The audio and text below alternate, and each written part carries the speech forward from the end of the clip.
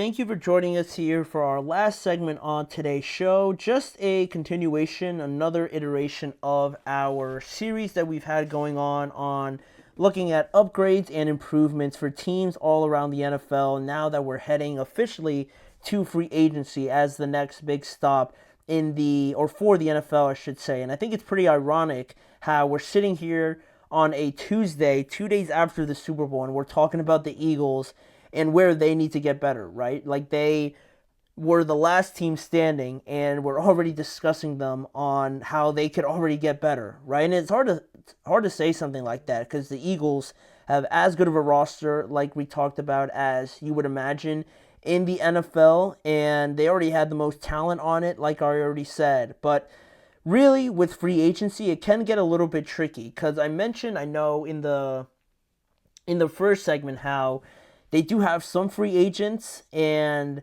some potential spots that could move on in free agency if they don't put as much attention to it as they need to, right? Free agency can sneak up on you a little bit, and before you know it, you got all these other teams swarming around you trying to steal some of your best players, especially if you don't sign them to, or if you don't come to an agreement beforehand once free agency starts. Then you got all these different teams throwing money at your guys and talking to them during the tampering period and stuff like that, and things can go sideways pretty quickly. So with the Eagles, their three major free agents that I think they need to bring back are definitely their linebacker, Zach Bond, their defensive lineman, Milton Williams, and their outside pass rusher, Josh Sweat. All of them, I think, are pivotal for the success of the Philadelphia Eagles and have all earned themselves a bigger contract, quite honestly, after their performances in the Super Bowl. And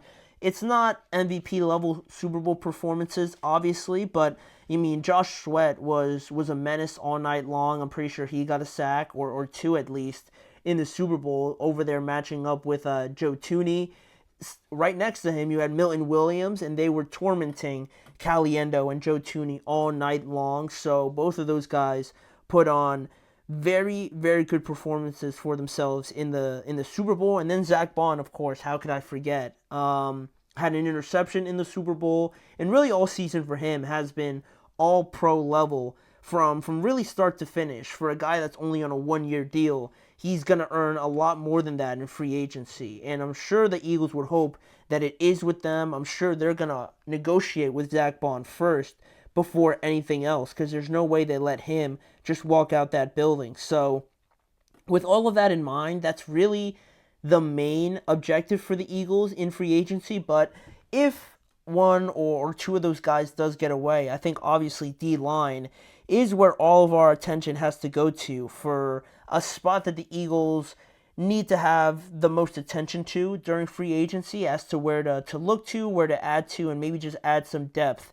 if it does come to the worst case scenario, right? You're not replacing anybody, you're just adding a lot more depth and options for yourself in free agency. So Zach Bond, like I mentioned before, is going to require a lot of money for the way that he played, and Williams and Josh Sweat could also be tricky, especially when you have multiple teams probably going to be interested in them. So the Eagles can't waste too much time here trying to negotiate with these free agents. But in case we do have some departures, you have a lot of options in free agency still. This is a good free agency group when you're talking about corners, especially. There's tons of good corners. And defensive line, I think we've talked almost every episode about teams that would need to upgrade their defensive line, and we've mentioned the same names over and over again, right? So for the Eagles, it's not going to be so different. You're looking at guys like Hassan Reddick would be a surprise, but he has been there, and I know he left because they couldn't agree to an extension, but after basically a year of not playing with the Jets, maybe he'd be open to returning to the Eagles on a lot less money. I'm sure the Eagles wanted to pay him less money, but he was reluctant to accept an extension with them, so they traded him away, and it didn't get any easier for the Jets. So now that he's a free agent, why would he scoff at the opportunity of joining the Super Bowl champions again, even if it was at less money? I think that would be something that he'd be open to, but I know they did leave off on some pretty cold terms. So that one's kind of a shot in the dark, but I wouldn't be surprised, quite honestly. Then you got guys maybe like a Chase Young. If Josh Sweat is to move on, bringing in a guy like Chase Young, who's been going from contract to contract recently, I think he's still very much in a prove it sort of scenario. So with that, he could still sign a 1 to 2 year deal, prove himself with the Philadelphia Eagles, and if he balls out and starts alongside like guys like Nolan Smith on the other side, say, and he plays out of his mind, then he can earn himself another contract. But for right now, I think he could be on a 1 to 2 year basis where the Eagles could look at him as a very intriguing option, right? We're talking about a guy that was selected as the top pick in the NFL draft, right? If I'm not mistaken. So, he's obviously very talented, and he could be an option for the Eagles.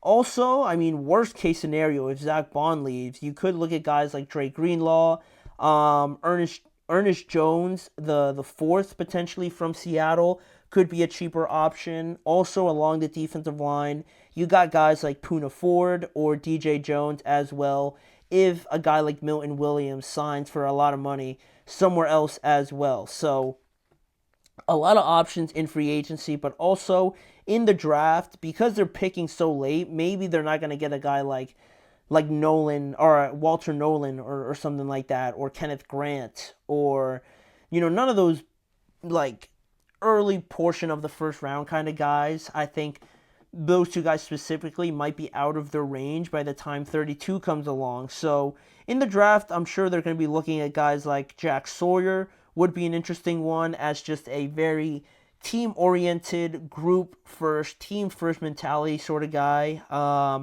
Very much earning his way to playing time and being all about the team, I would say. I think he would be a great fit in Philadelphia, and he's obviously a great player as well.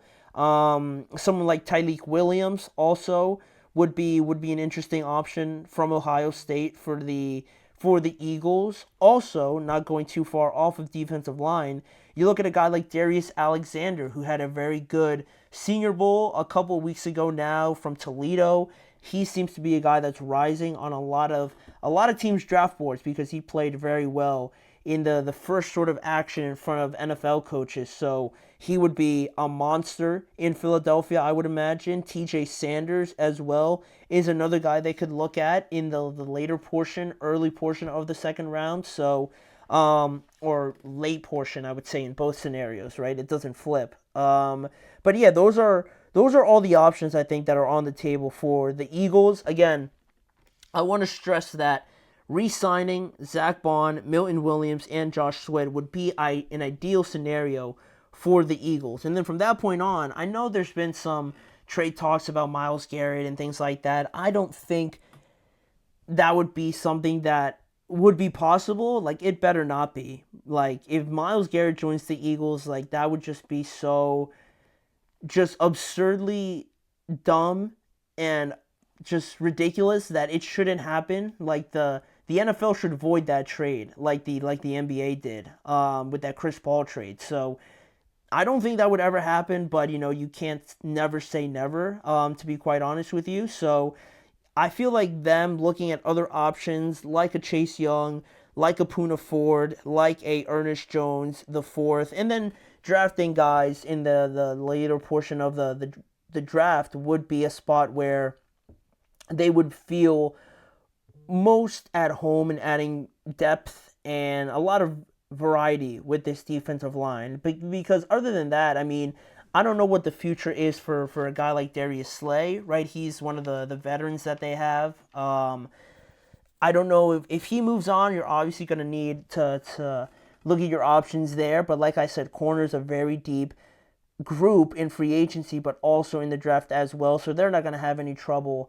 getting some depth there. And also, I mean, you got guys like a guy like Brandon Graham potentially retiring. So that's another one where he might not be there for you next season. And a guy like Bryce Huff also has been pretty disappointing so far after signing to the Eagles from the New York Jets, and he really hasn't contributed that much. So he really doesn't provides so much to this team right now, so adding depth and pieces that you could really trust going forward would be huge for this team, especially the way that they play.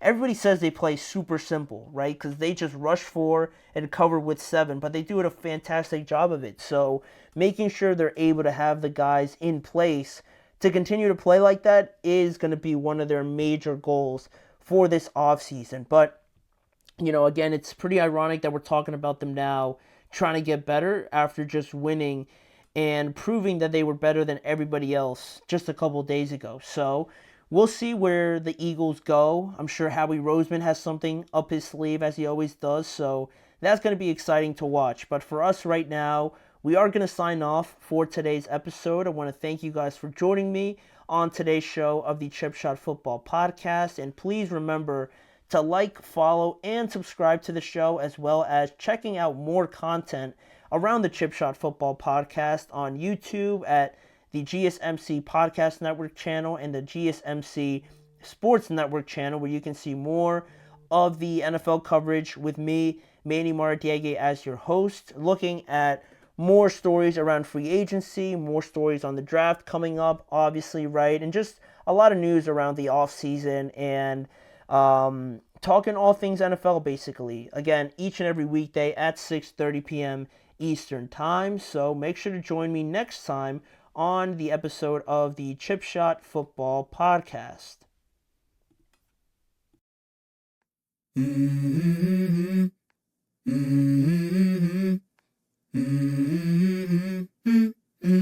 Let's go. I wake up to a little bit of drool on my pillow, feel like it's gonna be a bad day. Yeah, I'm tired of shit, and the coffee ain't hit yet, damn, ain't that great. I don't wanna go to